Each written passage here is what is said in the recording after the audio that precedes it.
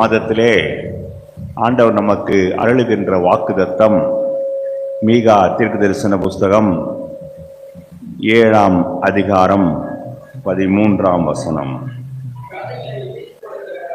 தடைகளை நீக்கி போடுகிறவர் அவர்களுக்கு முன்பாக நடந்து போகிறார். அவர்கள் தடைகளை நீக்கி வாசலால் உட்பிரவேசித்து கடந்து போவார்கள். அவர்கள் ராஜா அவர்களுக்கு முன்பாக போவார். கர்த்தர் அவர்கள் முன்னணியில் நடந்து போவார்.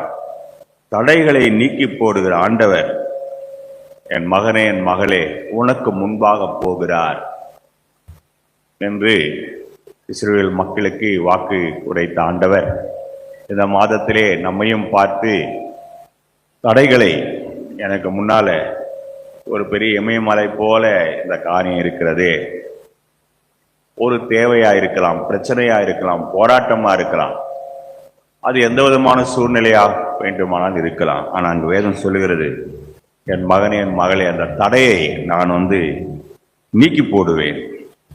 அது மட்டுமல்ல, உனக்கு முன்பாக நான் போவேன். 2 முறை வருது பாருங்க. முன்பாக நடந்து போகிறார், முன்னணியில் நடந்து போவார். அப்படி என்று சொல்லும் பொழுது நிச்சயமாக எவ்வளோ ஒரு சந்தோஷம் இஸ்ரவேல் மக்களுக்கு இருந்திருக்க வேண்டும். அந்த வார்த்தையின்படியே ஆண்டவர் அவர்களுக்கு ஒரு பெரிய அற்புதத்தின் கிருபையை செய்தார்.